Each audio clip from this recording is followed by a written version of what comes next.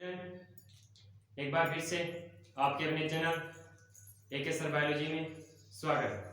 अपन पढ़ रहे थे 12th बायोलॉजी का चैप्टर 10वां प्रकाश लेसन, जिसे अपने प्रकाशी का विक्रिया पढ़ लिया था, और दूसरा पढ़ रहे थे अप्रकाशी का विक्रिया, जिसमें C3 चक्कर व C4 चक्कर पढ़ लिया था। तीसरा उसका चरण रहेगा कैम चक्कर। तो आज का अपना टॉपिक है कैम चक्कर। तो देखिए कैम चक्कर क्या होता है। सबसे पहले तो इसका पूरा नाम क्या होता है। तो इसका पूरा नाम होता है क्रूसिलेशन एसिड मेटाबॉलिज्म। इसका पूरा नाम क्या होता है, क्रूसिलेशन एसिड मेटाबॉलिज्म, या इसको क्या बोल सकते हैं,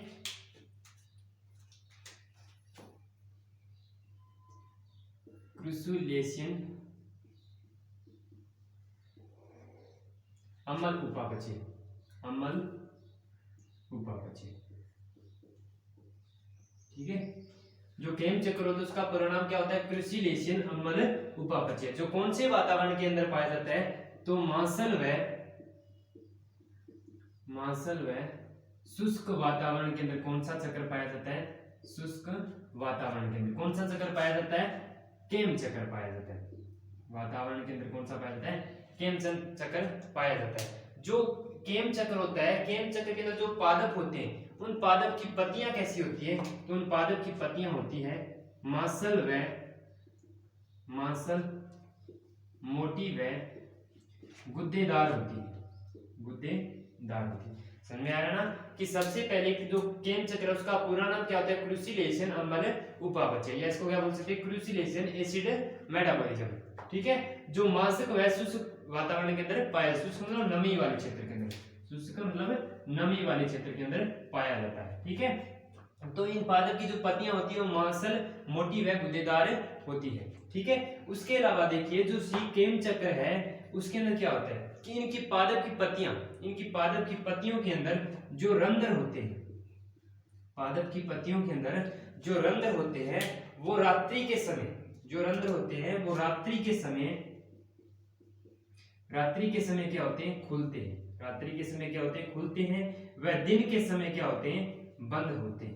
इनके अंदर क्या पाया जाता है कि रात्रि के समय तो रंध्र खुलते हैं, दिन के समय क्या होते हैं, बंद होते हैं। लेकिन सामान्य तर्क क्या होता है कि रात्रि के समय तो रंध्र बंद होते हैं और दिन के समय क्या होते हैं, रंध्र खुलते हैं। लेकिन केम पादप है उनके अंदर रात्रि के समय रंध्र खुलते हैं, दिन के समय क्या होते हैं, बंद होते हैं। तो इसमें CO2 का जो अपचयन होता है, किसका, CO2 का जो अपचयन होता है, CO2 का अपचयन। ठीक है, तो इसके अंदर क्या होता है कि जो रात्रि के समय तो CO2 को क्या किया जाता है, संग्रहण किया जाता है। रात्रि के समय CO2 का क्या किया जाता है, संग्रहण किया जाता है, और दिन के समय उसका क्या किया जाता है, अपचयन किया जाता है। क्या किया जाता है, CO2 का अपचयन किया जाता है। समझ में आ रहा है ना कि जो इसके अंदर जो केम चक्कर चलेगा वो रात्रि के समय तो CO2 को क्या करेगा, संग्रहण करेगा, और दिन के समय उसका क्या करेगा, अपचयन करेगा। ठीक है, तो इसका चक्कर के सबसे पहले दोबारा बताता हूं कि क्रूसिलेशन अम्ल उपापचय इसका क्या होता है, पूरा नाम जो मांसल व शुष्क वातावरण के अंदर पाया जाता है। ठीक है, इन पादप की पत्तियां होती है मांसल मोटी व गुद्देदार होती है। इन पत्तियों के अंदर जो रंध्र होते हैं, तो क्या होते हैं, रंध्र होते हैं, वो रात्रि के समय, जो पत्तियों के अंदर रंध्र उपस्थित होते हैं वो रात्रि के समय खुलती है, दिन के समय क्या होते हैं, बंद होते हैं। इसलिए इसके अंदर रात्रि के अंदर CO2 का संग्रहण होता है, दिन के अंदर इसका क्या होता है, अपचयन होता है। तो इसका चक्कर कैसे चलेगा वो देखते हैं। और जो रात्रि के समय रंध्र खुलते हैं, बंद होते हैं, इस प्रक्रम को क्या बोलते हैं, त्रिमर सैकिरण बोलते हैं। क्या बोलते हैं, त्रिमर सैकिरण बोलते हैं। समझ में आ रहा है ना कि जो पत्तियों के अंदर रंध्र के खुलने में बंद होने की प्रक्रिया है वो क्या कहलाती है, त्रिमर सैकिरण कहलाती है। अब इसका चक्कर कैसे कार्य करेगा, अपन इससे पहले पढ़ा था C4 चक्कर।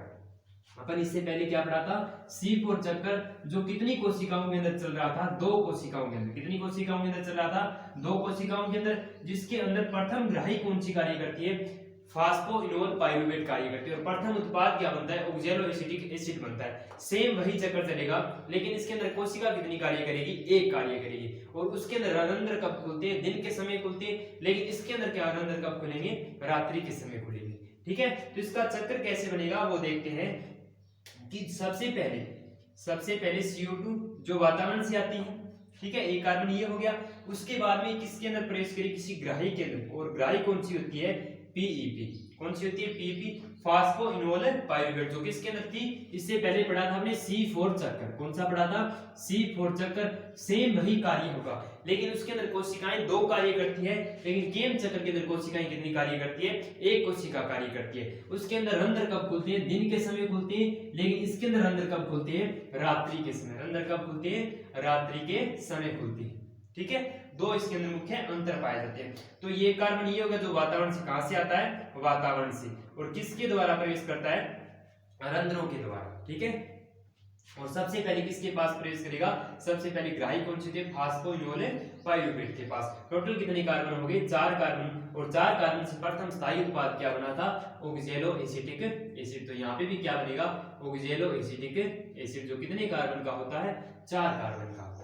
ठीक है, उसके बाद में यहाँ पे एंजाइम कौन सा कार्य करता है? तो कार्बोक्सिलेज। कौन सा एंजाइम कार्य करता है? तो कार्बोक्सिलेज क्या करता है? एंजाइम कार्य करता है। ठीक है, उसके बाद में नेक्स्ट किसके अंदर जाएगा? नेक्स्ट उत्पाद कौन सा बनाएगा? मैलिक अम्ल बनाएगा। कौन सा बनाएगा? मैलिक अम्ल बनाएगा, जो कितने कार्बन का होता है? 4 कार्बन का। कितने कार्बन का? 4 कार्बन का। लेकिन इससे पहले हमने पढ़ा था C4 चक्कर।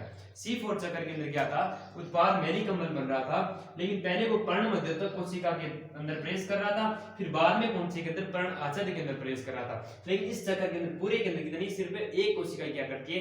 कार्य करती है। इन पादपों के अंदर क्या होता है? एक कोशिक होती है। ठीक है, तो ये मैलिक अम्ल आगे क्या कार्य करेगा? इससे क्या होगा कि जो 4 कार्बन है, एक कार्बन से जो एक कार्बन है उससे तो आगे क्या चलेगा? एक CO2 क्या जाएगा? अलग। बचे कितने कार्बन? 3 कार्बन। कितने कार्बन बचे? 3 कार्बन। और 3 कार्बन से उत्पाद क्या बनेगा? पाइरूवेट बनेगा। क्या बनेगा? पाइरूवेट बनेगा, जो कितने कार्बन का होता है? 3 कार्बन का। और वो आगे चलकर किसके अंदर प्रवेश करेगा? फास्फोइनोल पाइरूवेट के अंदर क्या करेगा? प्रवेश करेगा। और इससे जो एक कार्बन अलग हुआ था उसके आगे क्या चलेगा? C3 चक्कर। क्या कौन सा चक्कर चलेगा? C3 चक्कर चलेगा। और C3 चक्कर के दौरान आगे चलकर किसका निर्माण होगा? ग्लूकोज का क्या होता है? निर्माण होता है।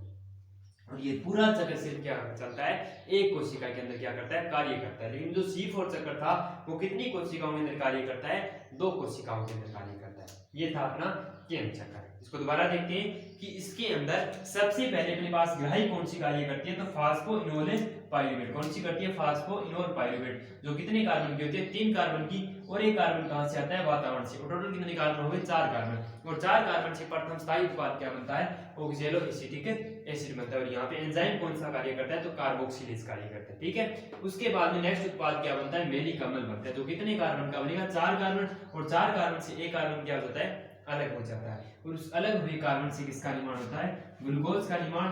और आगे जो 3 कार्बन अलग बचे थे उन 3 कार्बन से किसका निर्माण? पाइरूवेट का निर्माण, जो वापस किसके अंदर प्रवेश करता है? फास्फोइनोल पाइरूवेट के अंदर प्रवेश करता है। ठीक है, इस दौरान क्या चलेगा? ये केम चक्र चलता है। और ये केम चक्र क्या होता है? सिर्फ एक कोशिका के अंदर क्या करता है? कार्य करता है। ठीक है, और ये पादप कौन कौन से पादपों के अंदर पाया जाता है? तो इसके एग्जाम्पल कौन कौन से हो गए? जैसे हो गया आगे हो गया। कौन सा पादप हो गया? आगे हो गया। अन्नानास हो गया। कौन सा हो गया? अन्नानास हो गया। ठीक है, उसके अलावा नागफनी हो गई। नागफनी। और कौन सी होता है? यक्का पादप। ठीक है, तो ये चक्कर किसके अंदर चलता है? अवयव के अंदर, अनानास के अंदर, नागफनी के अंदर, और किसके अंदर? यक्का के अंदर चलता है। ये था अपना केम चक्कर। इसके अलावा अपना नेक्स्ट टॉपिक बचता है प्रकाश श्वसन। तो देखिए नेक्स्ट टॉपिक अपने इस चैप्टर का लास्ट टॉपिक कौन सा बचा है अपना? प्रकाश श्वसन। तो देखते हैं प्रकाश श्वसन क्या होता है आज का। और इस चैप्टर का लास्ट टॉपिक अपना कौन सा है? प्रकाश श्वसन। उसके बाद में नेक्स्ट अपने चैप्टर शुरू करेंगे श्वसन, रेस्पिरेशन, पादपों के अंदर श्वसन। ठीक है, तो आज का अपना लास्ट टॉपिक कौन सा है? प्रकाश श्वसन। तो देखिए प्रकाश श्वसन क्या होता है। सबसे पहले तो अपन श्वसन के बारे में समझते हैं। किसके बारे में? श्वसन के बारे में। श्वसन क्या होता है? तो श्वसन क्या होता है कि कोई भी कार्बनिक पदार्थ है उसके साथ क्या मिलाकर? ऑक्सीजन मिलाकर किसका निर्माण? उसको किसमें तोड़ना? जो जटिल कार्बनिक पदार्थ है उसको सरल कार्बनिक पदार्थ में तोड़ना। जैसे अपने पास कार्बनिक पदार्थ क्या होता है? यहाँ पे ग्लूकोज होता है। अपने पास क्या होता है? कार्बनिक पदार्थ ग्लूकोज, जो किस रूप में लेते हैं? भोजन के रूप में। क्या होता है? Glucose C6H12O6। उसके साथ में क्या मिलाते हैं? ऑक्सीजन। क्या मिलाते हैं? वातावरण से अपन क्या ग्रहण करते हैं? ऑक्सीजन ग्रहण करते हैं। किसके द्वारा? वातावरण से क्या करते हैं, ऑक्सीजन को ग्रहण करते हैं, और ऑक्सीजन को ग्रहण करने के पश्चात जो उत्पाद बनता है, नेक्स्ट जो उत्पाद बनता है वो क्या बनता है, CO2, और प्लस में किसकी मात्रा, जल, और प्लस में क्या बनती है, ATP, ऊर्जा का निर्माण होता है। किसका निर्माण होता है, ATP, ऊर्जा का क्या होता है, निर्माण होता है। ये तो क्या होगी, सामान्य श्वसन की प्रक्रिया होगी। ये तो क्या होगा, किसके अंदर, सामान्य श्वसन।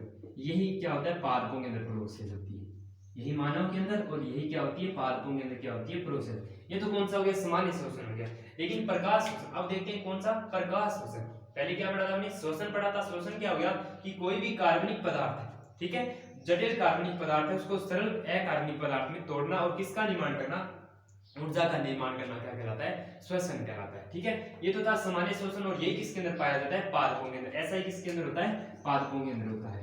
लेकिन जो प्रकाश श्वसन होता है, कौन सा, अपन किसको पढ़ना है, प्रकाश श्वसन को पढ़ना है। तो प्रकाश श्वसन क्या होता है, उसको देखिए कि अपन, ठीक है, कार्बनिक पदार्थ तो कौन सा हो गया अपने पास, ग्लूकोज हो गया, और साथ में क्या होती है, ऑक्सीजन होती है।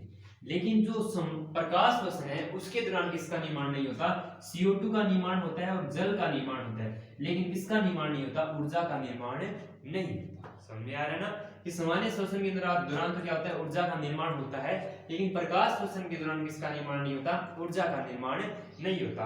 और ऊर्जा का निर्माण नहीं होता, इसलिए इसको क्या बोलते हैं, नष्टकारी अभिक्रिया। क्या बोलते हैं, नष्टकारी अभिक्रिया। अपना बहुत ही इंपॉर्टेंट क्वेश्चन है इस टॉपिक का कि प्रकाश श्वसन एक नष्टकारी अभिक्रिया क्यों, वह कैसे है।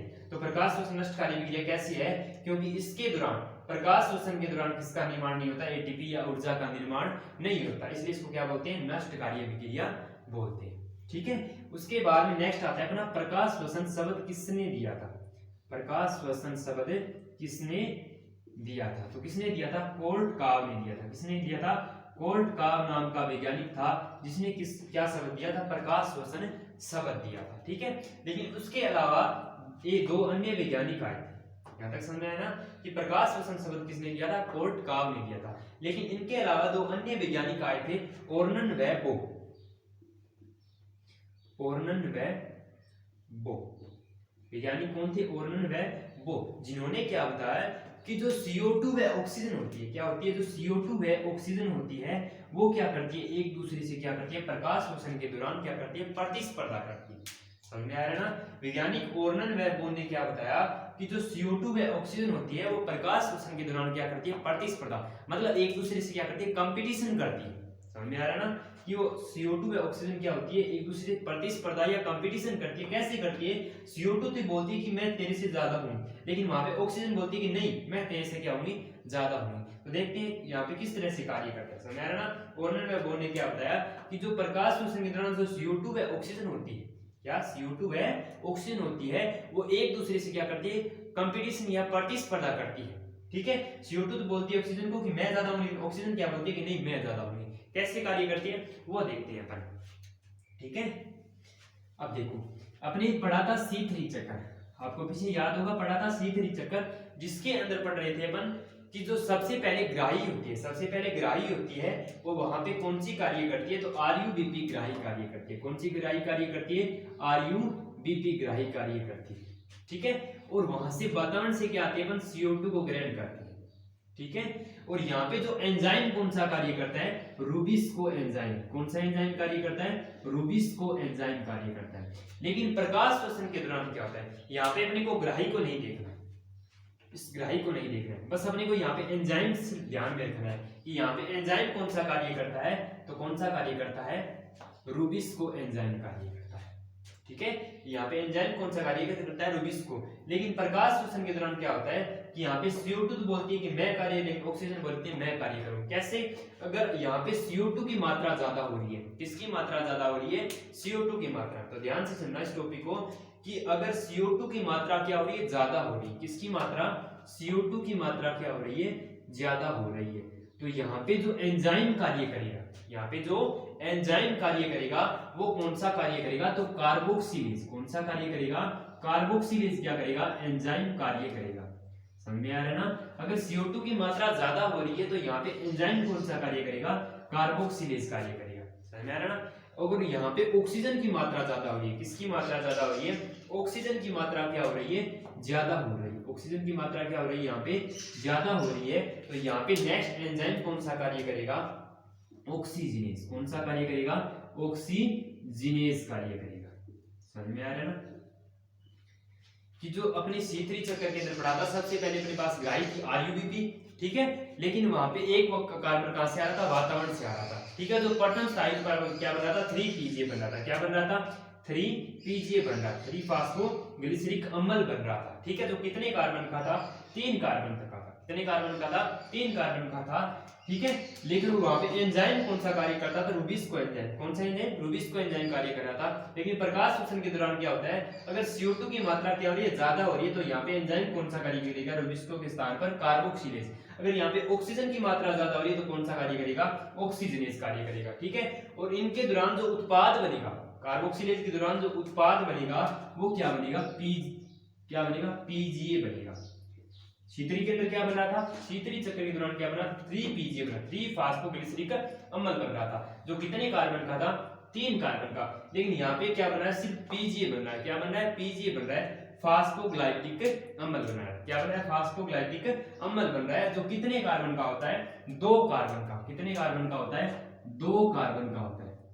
समझ में आ रहा है ना कि यहाँ पे अगर कार्बोक्सिलेज एंजाइम कार्य कर रहा है या ऑक्सीजनेज कार्य कर रहा है, तो जो प्रथम स्थायी उत्पाद बनेगा वो क्या बनेगा, PGA बनेगा। क्या बनेगा, PGA, जिसका पूरा नाम क्या होता है, फास्फोग्लाइटिक अम्ल होता है। क्या होता है, फास्फोग्लाइटिक अम्ल होता है, जो कितने कार्बन का होता है, 2 कार्बन का होता है। इसलिए इसको क्या बोलते हैं, C2 चक्कर भी बोलते हैं। प्रकाश श्वसन को क्या बोलते हैं, C2 चक्कर भी बोलते हैं। समझ में आ रहा है ना कि यहाँ पे एंजाइम कौन सा कार्य कर रहा है, कार्बोक्सिलेज कर रहा है, और यहाँ पे जो उत्पाद बनेगा वो कौन सा बनेगा, PGA, फास्फोग्लाइटिक अम्ल बनेगा। इसको क्या बोलते हैं, ग्लाइटिक चक्कर भी बोलते हैं इसको, ठीक है। जो कितने कार्बन का होता है, 2 कार्बन का, इसलिए इसको क्या बोलते हैं, C2 चक्कर बोलते हैं। क्या बोलते हैं, C2 चक्कर बोलते हैं, ठीक है। ये था अपना प्रकाश श्वसन। इसके दौरान एक इंपॉर्टेंट पॉइंट रह गया अपना यहाँ पे कि जो प्रकाश श्वसन होता है, कौन सा होता है प्रकाश श्वसन, वो किस किस के अंदर कार्य करता है। तो किसके अंदर कार्य करता है, हरित लवक के अंदर, हरित लवक के अंदर, माइटोकॉन्ड्रिया के अंदर,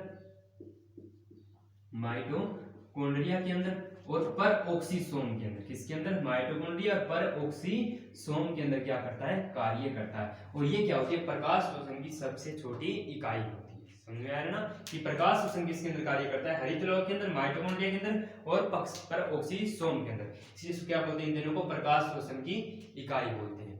ये अपना इस चैप्टर का था लास्ट टॉपिक, प्रकाश श्वसन। ये अपना यहाँ पे आज चैप्टर क्या होता है, कंप्लीट हो जाता है। अब नेक्स्ट लेक्चर के अंदर नया चैप्टर शुरू करेंगे, श्वसन, ठीक है। धन्यवाद।